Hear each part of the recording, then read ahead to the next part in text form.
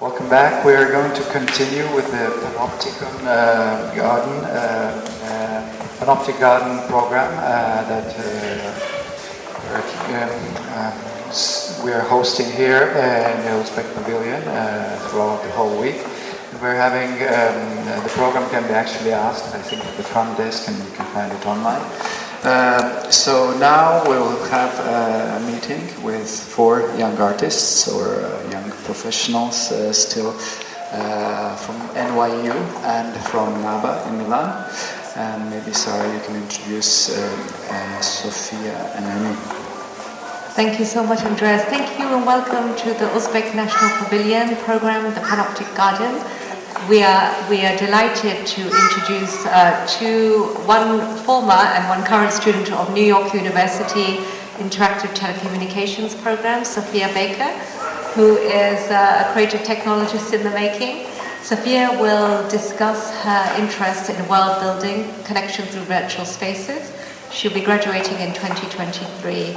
And thank you, Sophia, and welcome. Hello, my name is Sophia Baker.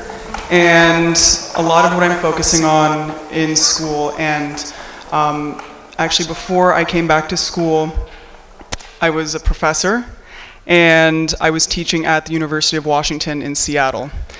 And my background was in film in undergraduate, and film was very much thinking inside of a frame, so mise-en-scène and two-dimensional. That being said, I went into computer animation from there, and that brought me closer to the three-dimensional, but not quite there. And then from computer animation into full immersion, I started working in virtual reality production. So in virtual reality production, you go from being a viewer of film, to a visitor. So you enter those spaces that you would otherwise build for film. And I realized that building for virtual reality is much different than building for film, but it still carries the same principles. So those principles being continuity, but continuity has a new meaning in virtual space when there's 360 degrees to account for.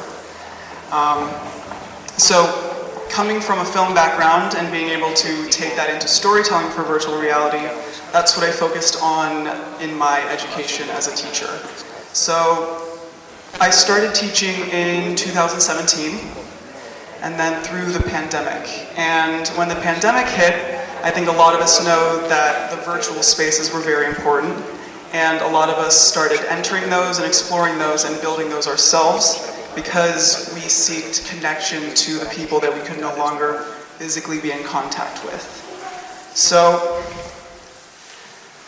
my students and I entered virtual reality in teaching virtual reality. So halfway through the year, in about March, we got the news, and I was teaching a group of about 12, 13 students, and they all went back to their respective homes, so around the United States and around the world. And in teaching virtual reality, it's essential to have the technology with you. That being said, I ended up sending them the virtual reality headsets from the University of Washington that they were using to develop their work so that they could finish the production that was halfway through when the pandemic hit.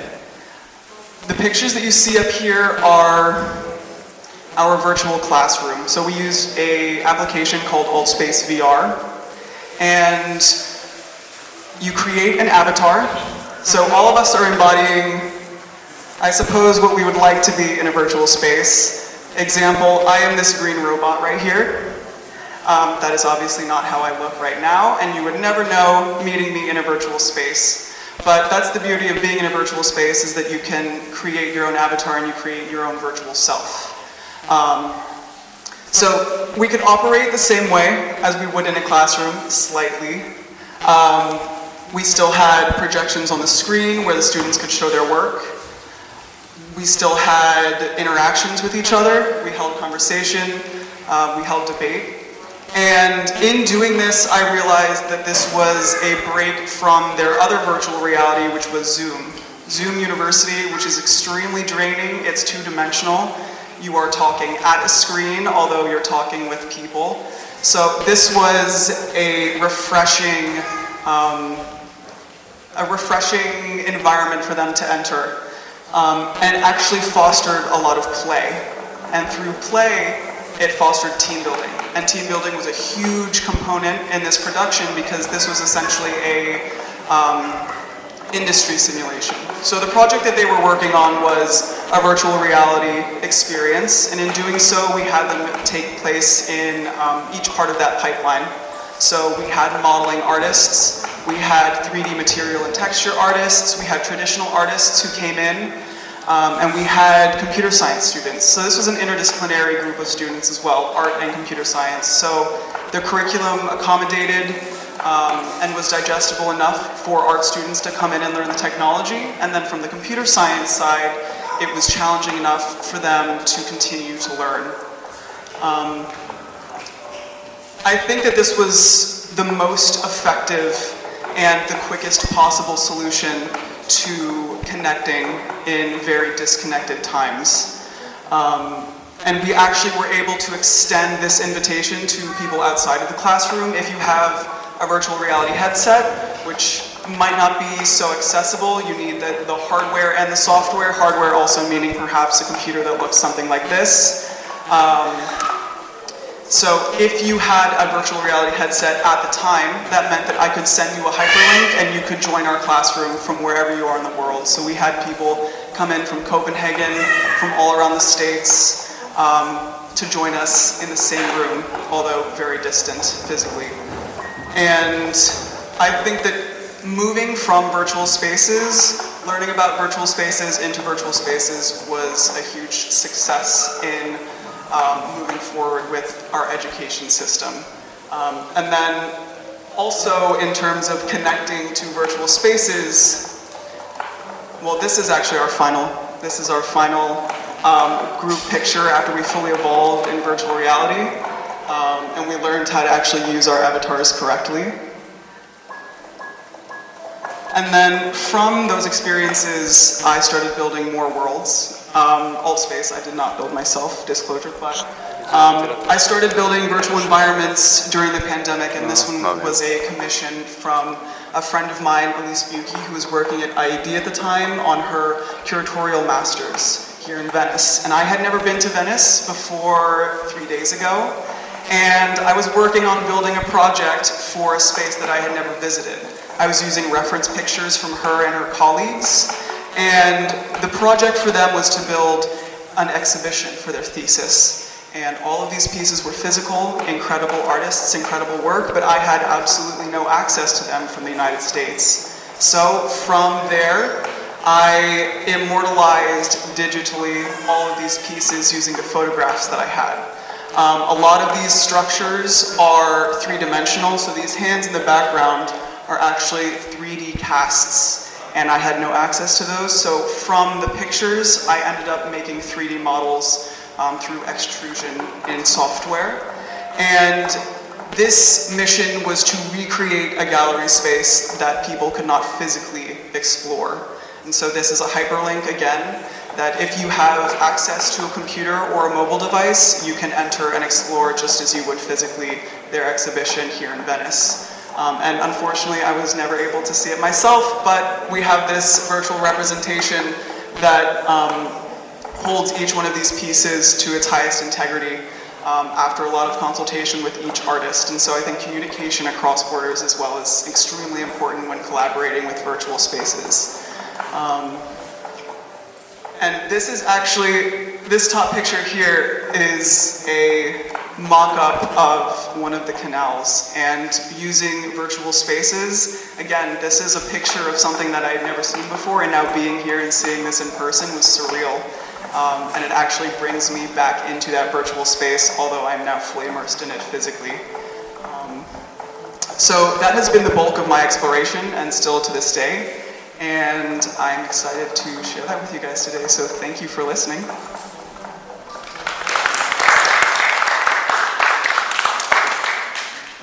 Right, thank you so much. I don't know if there are any questions or if we want to give some. Yes, just a second.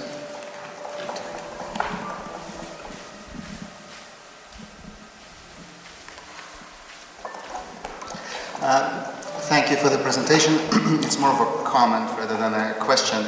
I'm also a professor, and as I was teaching through the pandemic, it was a big challenge exactly because I was teaching through Zoom. So I think your strategy of having kind of a playful approach, and also what really caught my attention is that you're building the environments without ever seeing it, and now you get to face it. So in a way it is kind of a paradox where life imitates art in this situation. I really would like to see it further and maybe have a chance to explore it through the computer. Thank you. Sure. Thank you.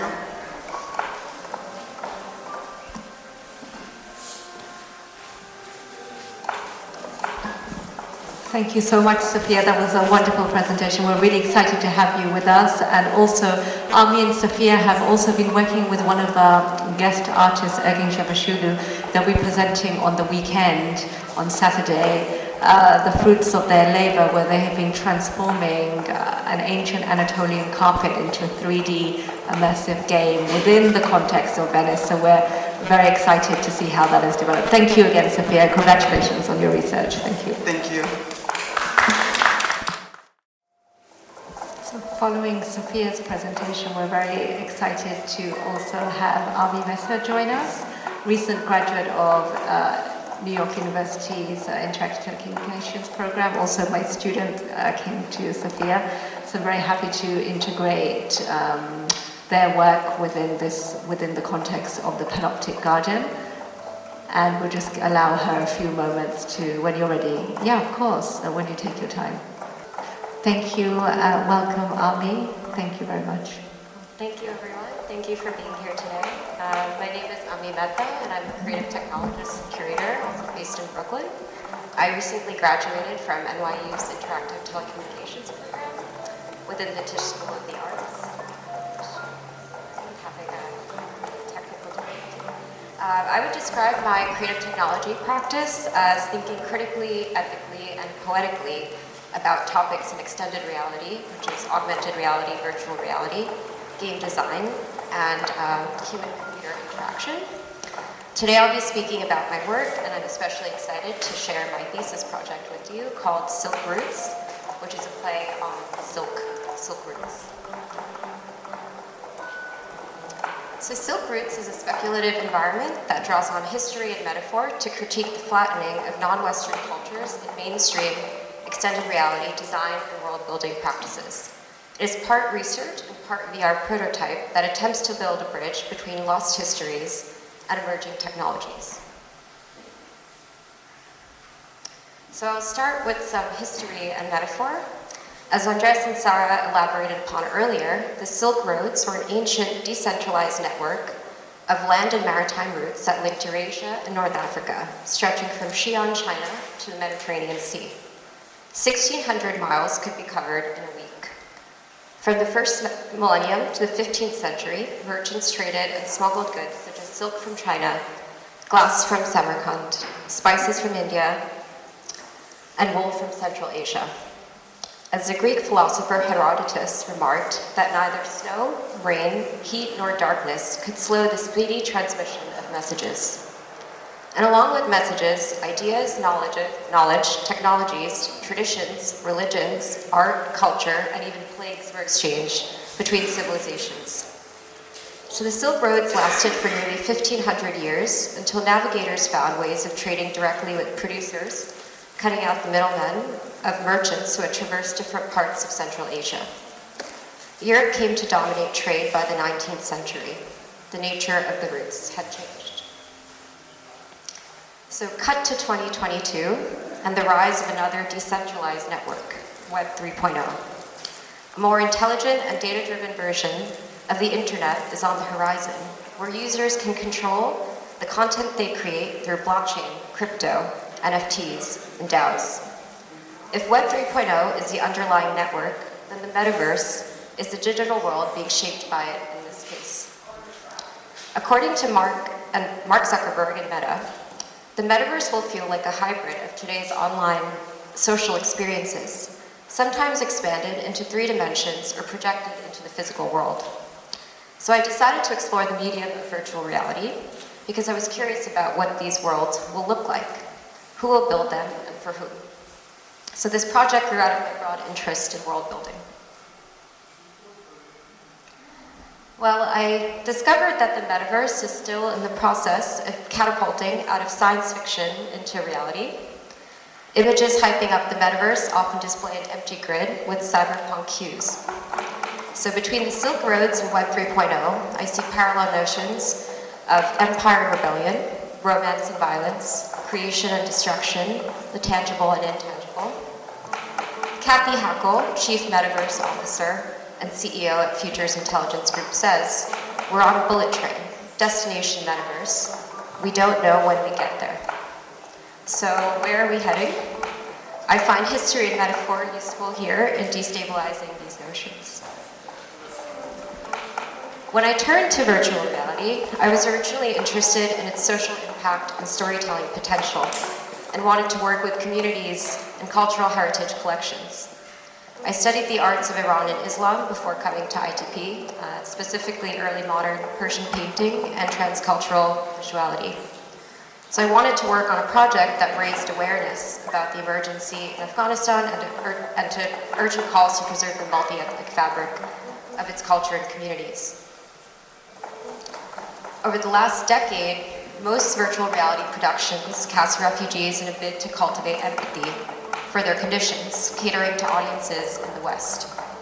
I wanted to invert the audience for VR to explore how it could be used to serve the educational or emotional needs of refugees adjusting to relocation through a digital heritage or storytelling experience. But as Paul Bloom of The Atlantic points out, it's ridiculous to use virtual reality to empathize with refugees, and perhaps I began to agree. I began questioning the ultimate empathy escapist machine. And additionally, I discovered that VR was mostly used to help veterans who served in Iraq and Afghanistan cope with trauma and PTSD. As I started diving into the Unreal Engine, which is a game engine used to create 3D graphics and VR content, and its content creation ecosystem to build a VR project, I felt confronted by feelings of ambiguity and some dismay. So in playing games such as 6 Days in Fallujah or Medal of Honor, it's easy to forget that these simulated conflicts seldom depict civilizations beyond the imaginaries of Western imperialism. The popularity of first-person shooter video games that cast Afghans and Iraqis as wartime insurgents while privileging the point of views of the US Armed Forces had contributed to a pervasive flattening of non-Western cultures across these virtual platforms. This is referred to as Arabstan in the gaming industry. And the othering of identities and landscapes is a strategy that has served the military entertainment complex for decades, from the inception of Hollywood and advanced computer graphics systems to the impending construction of the metaverse. The military entertainment complex is a cooperation between the military and entertainment industries to their mutual benefit, especially in fields such as cinema, multimedia, and virtual reality.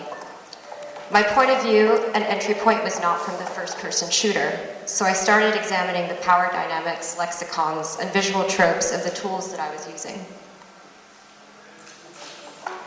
The nature of my project shifted and took a curatorial turn as I started digging into the aesthetics, politics, and ethics of these image-making technologies. Shown here are some of the objects and lost histories that I hoped to find, but did not come across on any 3D asset marketplaces. The inventions that eventually led to the development of AI and computer graphics, as Andris and Sara noted, can trace their origins in Silk Road's the golden age of Islam. When I was searching these 3D asset marketplaces, there was a dearth of open source models and 3D scans from cultural institutions, let alone any accurate historical context or any mentions of provenance. There were tons of grenades, but few references to the transcultural visuality of the region. Instead, I noticed that there was a massive spillover of assets from the war on terror. While open source tools and marketplaces have sought to democratize the creation of 2D and 3D assets in recent years, there's a glaring lack of content curation, diversity, and moderation that circulates across the internet, but also a residual whitewashing of transcultural perspective that poses recurring aesthetic and ethical challenges to building online avatars and architectures. So despite the three-dimensionality, there seemed to be a mechanism of extraction at play. Much of the transcultural past I described earlier has been flattened by the aerial or satellite image. Cartographic and spatial renderings have been replaced by GIS, surveillance, and military-industrial applications. While remote sensing technologies are crucial to heritage preservation efforts, they're sometimes responsible for its destruction and displacement in the first place. These geospatial and mapping systems form the bedrock of many 3D game engine and modeling tools, such as Epic Games' Unreal Engine, which is what I was using in Unity. For example, Project Anywhere's XR plugin for Unreal by Microsoft combines geospatial technology, global 3D terrain, and data streaming to visualize the world as 3D tiles in Unreal Engine. The world is at your tabletop. However, as we know, maps are subjective and propaganda can be cartographic too. Much of this data was surveyed, surveilled, and gathered by the US Department of Defense over the last 5 decades. These tools all use a common mapping system developed by the Department of Defense, the World Geodetic System, or WGS-84 for short. Recently, the Senior VP for AI at Unity declared, "We're actually a massive data company. We early on realized that at the end of the day, real-time 3D data is about data and nothing else." As companies race to capture data and produce digital twins of the world, I question the power dynamics at play here. So in terms of my actual prototype in virtual reality, I focus on the landscape feature in Unreal Engine, which is really powerful. I was inspired by the forensic impulse of artists such as Morashine Alayari, Trevor Paglin. I ended up working with a set of declassified surveillance images of regions along the Silk Road called Camel and taken by the US Department of Defense. So I fed this height map here on the left into Unreal Engine. And on the right here is a surveillance image of a caravanserai taken by the Department of Defense. The image that I fed into Unreal Engine formed this landscape that you see here. This is a wireframe view of the 3D landscape that was generated using that satellite image. And here's the overall map of the landscape that I constructed. And the first-person experience took the form of a liminal space or a non-space. The main mechanic or metaphor at play is the disappearance or flattening of models as the player gets closer to them. I wanted to evoke the notion of flattening, disappearance, and obfuscation, contrasting the loss of heritage against digital monocultures. There are also fountains and indigenous flora that players can interact with, and a soundscape using archival folk music. And in the end, I ended up creating a series of ethical considerations for many of these game engine companies and the modeling tools, beginning with ethnographic methods, more human-centered design, expanding open source libraries, often from non-Western perspectives, more transparency, including government and military contracts, including more non-traditional creators and XR and 3D design pipelines, including artisans. Better content curation, moderation, even labeling on these asset marketplaces would be a start. Better partnerships with cultural heritage preservation organizations, and redistributing some of the revenue earned from these game engines and game software. So, for example, some of these game engines companies' employees have also begun questioning the ethics of their employers. Acknowledging the immense power of speculative environments to inspire and uplift, however, I propose these series of considerations to improve the content creation system and expand definitions of digital inclusion. So, in conclusion, I ask, what kind of worlds do we want to build? Thank you. So, I'm Leonardo, and I will talk a little about my artistic practice and also about 3 projects, 2 of whom paved the road for the third one, which is connected to the theme of this pavilion. And I would like to start with the script, like it's said on the script, because my practice starts with my obsession with collecting stories and poems, and also I like to write them and create them always. And this brings me to create connection in my head and build these kind of storylines that become script that are the base for my visual work. And I would like to start with the preferred project, which is called Church in the Wild. And like Andris said before, this I worked with the deconstruction of in the religious places, in this case a church, and how it was, it's very mathematically structured. It's always the same, especially in Italy. And I'm Italian, sorry, I forgot to tell you that. And so I wanted to deconstruct the church. And also I was asking myself, when did the canonical Christian, Catholic, in my case, religious images became common knowledge? And at one point they must have been new. And now we are so used to see them that everybody recognizes them. So this question about when of this knowledge became common knowledge. So I started with deconstruction of this iconography, and I wanted to create something that was without time, I could say, but more than without time, that creates some kind of time displacement.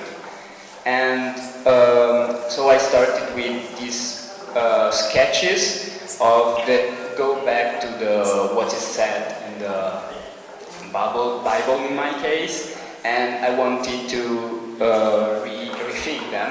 Actually, this is our process of the painting of the canvas, and these are the materials that I will later use for the structure and the composition of the structure of the church. And this is the layout that was supposed to happen. So we have the front part, which is separated from the main structure, and the benches are outside too. So this mathematic formula which is used to create these churches all around Italy is decomposed in these different parts.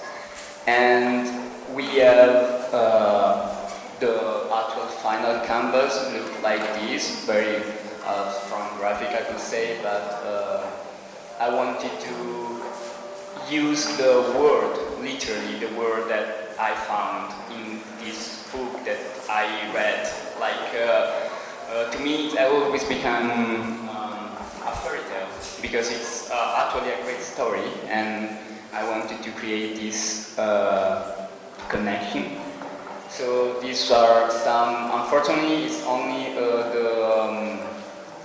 some of the work in progress. I do not have the final complete work, but this is the structure, the first structure, the second structure, and the work on the benches.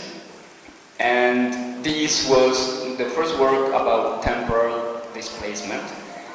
The second one will be called Tech Escalation, and it's about an utopic world where the city has developed in this very technological and very controlled city, and the main theme is about physical displacement, because the project consists in building this kind of meditation chamber where you will be looking up from a bench up to a painting on the ceiling, which will be representing a person or angel, it's not clear, which is falling.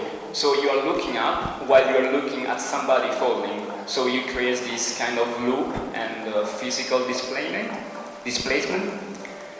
So this is this kind of angel figure, and there is a poem that I wrote to describe this. I can read it real quick. There is cement all around. Where are we? Going up or down? Unfolding reality? A woman flying, scattered glass, an angel falling or laying down, caged anyway, endless stairs.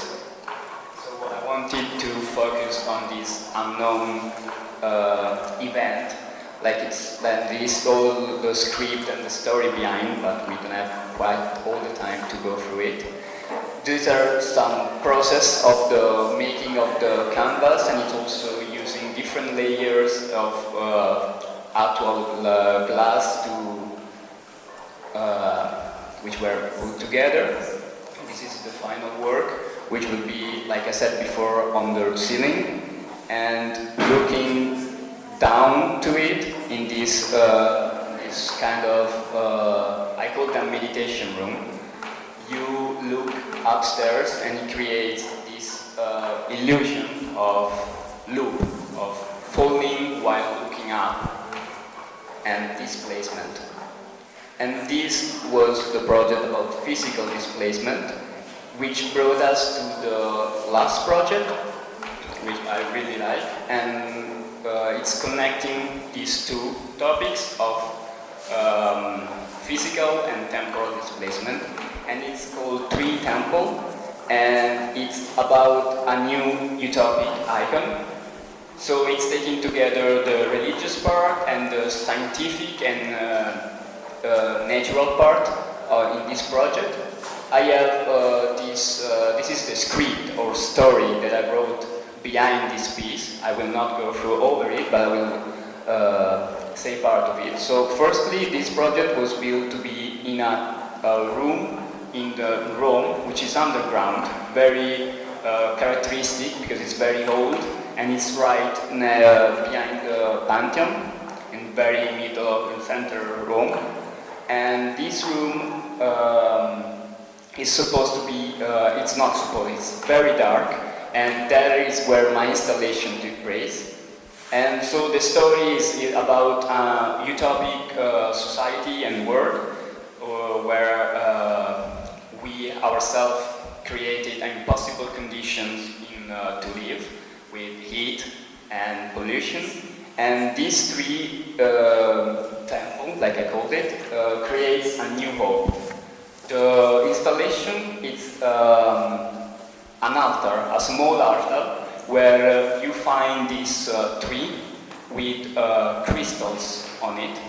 And the connection is with these crystals, in fact, because crystals, these are spontaneous created crystals, are doing the chemical reaction that produces them. They decrease the temperature of the room when it happens. So this is the actual science behind it. I'm afraid I will not be able to explain it clearly to you because it's a little too much for me, but what I can say is that basically when the temperature drops, it creates these crystal formations, and I wanted to connect this science with an altar. So instead of praying, we could say a common iconographic image, we will be hoping that this tree crystal could save us by dropping the temperature of the world. This is our process in the making. Those are the pink crystals that are on this small tree in this altar. And I will show you the final work. So basically, the crystal tree is on this small altar in this black room, because this new hope is not strong enough to be said out loud in the streets. So it's kept hidden in this room, which almost looks like a cave in this underground room. And here we can hope that science together with nature, so this tree and these crystals, can substitute religion and give us a new hope, or actually create a new religion, a new hope to save the planet by dropping the temperature while happening. Thank you very much, Andris. So my name is Kholkhujaeva Munisa. I'm from Uzbekistan. My background was in academic painting, I can say. I would like to present this experience, which is so big for me and so important in an Uzbek pavilion. First Uzbek pavilion in architecture biennial was the topic was Mahalla, rural living. Mahalla is a method of the self-government, characteristic of the tradition and values of the Uzbek people. It's a form of community life structured through rituals and traditions, and it's important institutional authority providing governance at the local level. So this is the mahalla, how it's looking like, and this is one of the old mahallas in Tashkent city. And this is one of the pictures from research which was made last year for the architecture biennial. This is a few pictures from mahalla also. This is my own courtyard in Tashkent. So a little bit about idea of pavilion. Uzbek pavilion in architecture biennial brings to the page the representation of the courtyard and the real house plan which extends in one of the mahallas in Tashkent city. Tapchan, which is seeing you here, and also here, this is the Tapchan. Tapchan is a usually wooden constructor which is supposed to be in a courtyard to gathering family and friends in summer times outside the building. For the form of Tapchan was using the plan, one of the forms of the mahallas in Tashkent city, because we have I can say in Uzbekistan it's more than 9,000 mahallas, and for the form of this Tapchan was chosen one of the shape of mahallas in Tashkent city. So this is the pavilion, and my project was creating this carpet for the Tapchan in this pavilion. The project calls Nafas. Nafas is from Uzbek language translated as a breeze. And this project is so connected with the ecology and the trees and all these micro and microorganisms, and this is zooming in and zooming out all the time, and this connection between all living beings. Carpet is an important part of the Tapchan and also the whole house. We are using carpets to adapt the horizontal space for convenience in daily life. It was working on the representation of the carpet by using interpretation of traditional embroidery in Uzbek pavilion. Nafas is a project which is explored the synergy of human and nature in a special format, using green world as a main prism. Working with the energy of trees is one of the most powerful tools for restoring lost integrity and high-order communication. This is the process of my work. So usually I start with some kind of so simple sketch with a pen and on the paper, and then I'm converting them in a digital format and using the shape and colors digitally. This is the digital final work. As you can see here, this is the final textile which I made with the support of one of the artisans of embroidery, traditional embroidery in Tashkent. So also this, as I told here, this was the interpretation of the traditional embroidery. Traditional embroidery is Suzanne, which is so common to the Central Asian countries. So Suzanne embroidered decorative textile that is usually hung on the wall. Suzanne is usually embroidered from cotton, sometimes silk, as part of the main fabric, embroidered with silk of cotton thread. Popular design motifs include the sun and moon, flowers, especially tulips, carnation irises, leaves and vines, fruits, and sometimes animals, as fish and birds. So they have a really traditional and religious, I can say, task, and the whole interpretation and the story in this embroideries, we can say that there is something explaining the God and revolving around the idea of God and the main. Sorry. So yeah, and because in Islamic traditions, usually they are not representing the human. Yeah. And they are using plants and animals to making some kind of story about order of things in the world. I can say in general, and cosmos also. This is my research part for this project. These plants and vegetables and fruits from my courtyard also. So these photos was collected from my family archive for my research and working on the fanzine. Fanzine was produced by CCA Lab Research Artistic Group for the Uzbek National Pavilion in Tashkent.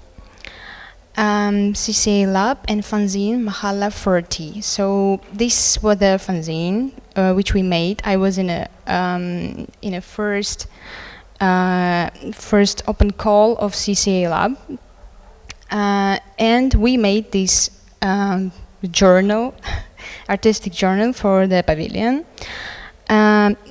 So the fanzine Mahalla 40 describes 40 essential words. The intangible cultural richness still present is today in mahallas.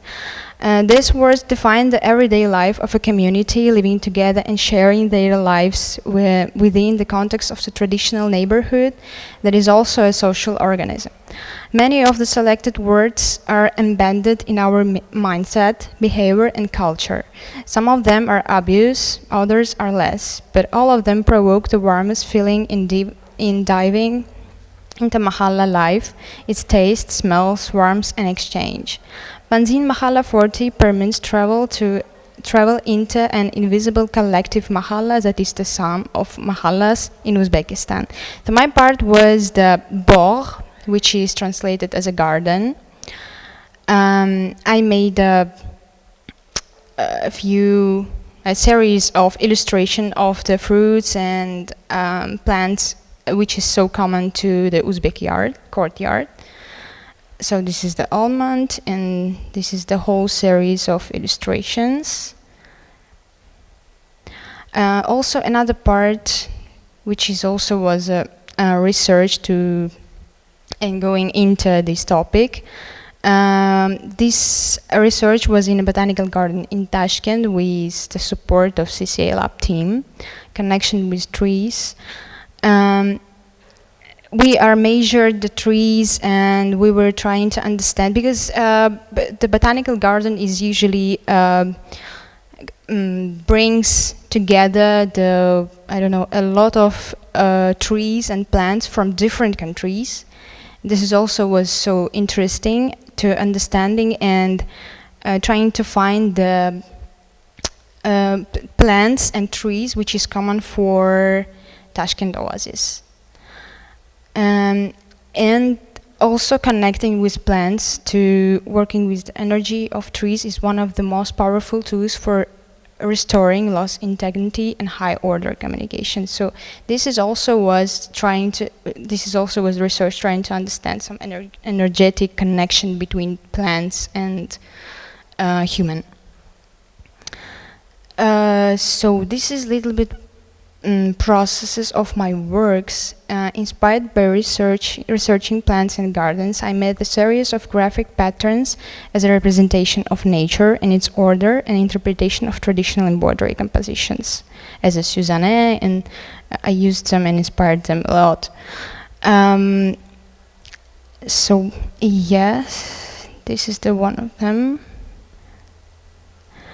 Working with graphic and patterns. As I told, I'm always starting from this kind of so simple graphic works with pen and just on the paper with little size. And I usually like to playing with them digitally with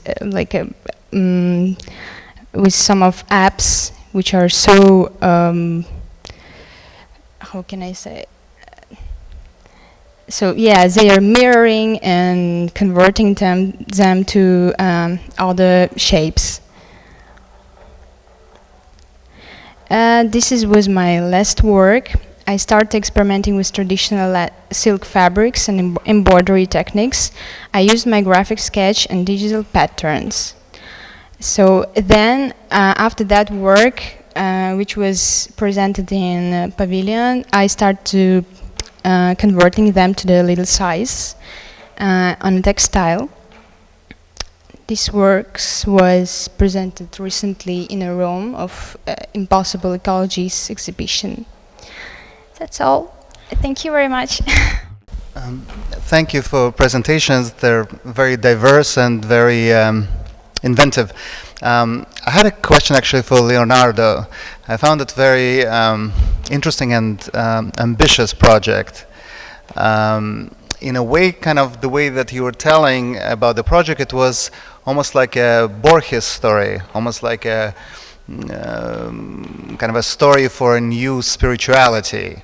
So my question is, what are you intending? How are you intending to show the project? Would it be in a written form, or it's going to be documentation, or it's going to be an actual scale installation?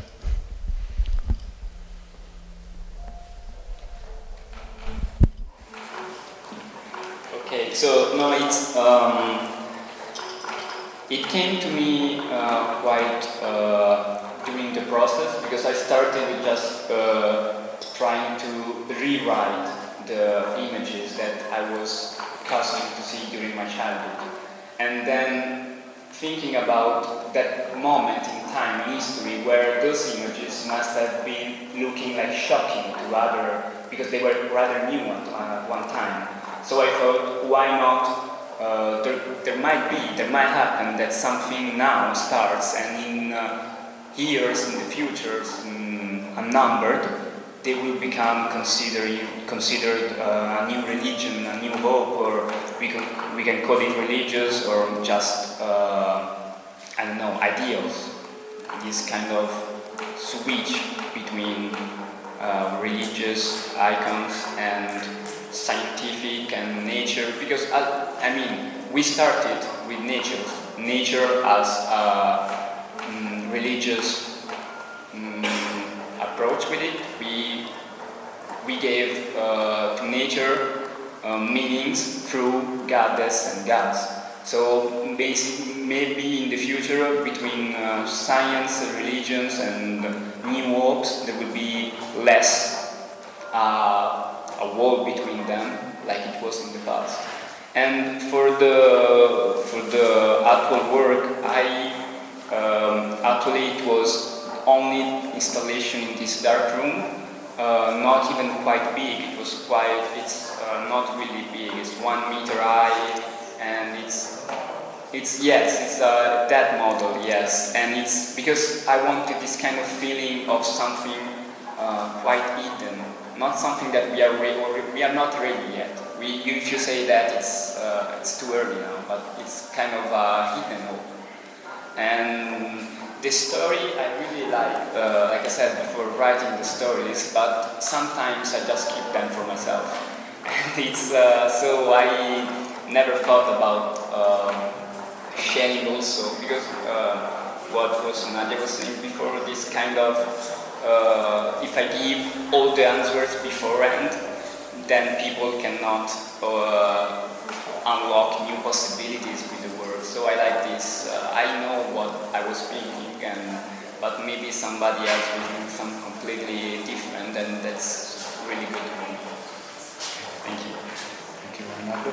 I wanted to ask maybe also to Munisa, so Mahala is a kind of a community system that is diffused in Tashkent, no? And is it disappearing, or is it still existing? And how it's like a community kind of one block, or could you explain it a little bit more? Because I remember when you first presented this work, I was also kind of curious to understand. And so the whole city was, or used to be, divided between these different kind of communities. And what do they share? Because the gods, you were saying that also these are, like we discovered yesterday in Venice, they are kind of enclosed spaces, no? more like courtyards, and these trees and things that you grow there, just like it's not just for the decoration, you also consume them. So maybe you could just tell a little bit more. So Mahala is a kind of, is it relatives community? Is it a community of people who live nearby? So maybe just a little bit more about what that context. In Mahalas, yes, we can find also the relatives, as I told you, yeah. But usually it's not. It's like a random people which they are just living together as neighbors. And about protecting and saving Mahalas, now there is a lot of conversation about protecting this traditional approach to living in Mahala. But in Tashkent, situation is a little bit different now because we are all going upper to the flats, and there is no need to, I don't know, having these courtyards and planting something, because, yeah, but I think it's so sad because we were, and also me, I was growing up with this soil and in a courtyard. I planted something with my mom, and my mom also was grown up in her courtyard. Yeah, and I love this essential feeling that we are so close to the soil and to the earth with hands and with this materiality. Outside of the Tashkent city, so in other cities of Uzbekistan, so we can find a lot of this kind of mahalas, but inside Tashkent, it's like a few areas which are supposed to be saved. Thank you to all our presenters today. Munisa, I just wanted to put you in dialogue with Ami, because I was interested to learn about the cultural preservation of such mahallas, and I know that you, Ami, have been doing work in this area. So could you share something, please?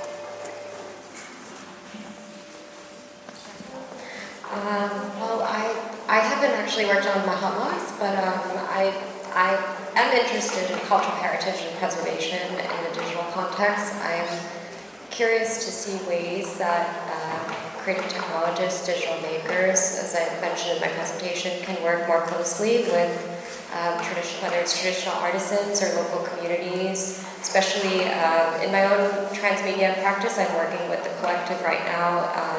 Most of my work is done in India, but we're actually trying to include traditional artisans, sculptors, painters into our XR pipeline. So when I say redistributing some of that revenue, that money can actually go back to cultural preservation efforts on the ground in terms of actual preservation of these monuments and practices. And yeah, I think it's interesting that there is a lack of accuracy, provenance, any of this information when you're looking online. If you, for example, in a digital context, if I were to go search for Mahala online, it would be amazing to actually see models that in some ways are going back to these preservation efforts on the ground when you purchase them, for example, or if you use them in any sort of entertainment or digital creation. And yeah, I think there are ways that digital creators and artisans can work together better. This is so nice. I think, yeah, to making some kind of digital format of mahalas, because I think it's okay that mahalas are disappearing because everybody want to everybody want to go into the Tashkent city, and I mean in the middle of the city where everything is growing up so fast and everybody is working, and it's okay, I think. And this was really good idea to making this kind of a digital format of the mahala, to saving them, and like you can go, and yeah, it's super nice. And I just wanted, maybe last question to Sophia. I was wondering, like, when I always think about the digital creators, I was wondering especially also about what we see now, like online, digitally, or in metaverse, or kind of all these formats. Why like I was always asking the question why there's an imitation of what we see in the real world, and why can you go totally wild and experiment with some kind of aesthetics that would blow our mind, and then completely like we'll see something that we have never seen. Like, why are we sort of trying to transpose the aesthetics from here and now to the digital realm? Like, and have you tried to maybe do that? Maybe it's a stupid question, but but I was always curious about that. Like, why don't we create completely kind of new forms of aesthetical forms? That's a great question. I think coming from the root of the word virtual, which has nothing to do with technology and quite literally means a mirror of, that's sort of where I started with my exploration of virtual spaces. And I think nostalgia also plays a huge part in recreating spaces that are similar to our own, and there takes a lot of abstraction and a lot of risk in creating virtual spaces that have no, I guess, home base or connection to our physical spaces. I've explored much more abstract environments, which I call antisocial spaces. So I think a lot of the spaces that I've explored virtually have been closer to the representations of what we see in our homes, in our natural environments, and my more abstract environments don't really foster comfort, and that's exploring digital spaces on the side of, are we creating spaces to be comfortable in, and why? So I'm asking the same questions, but I have not actually explored those abstract spaces in virtual reality. I've stayed a little bit safer, and those are for the web. So stay tuned for the virtual antisocial spaces. But yeah, that's a great question. And I think also just in terms of world building outside of virtual spaces, we're constantly world building every day. I mean, each one of us has our own worlds that we build even through our work, through our lives. So those can be as abstract or as in tune with our realities and with nostalgia as we make them.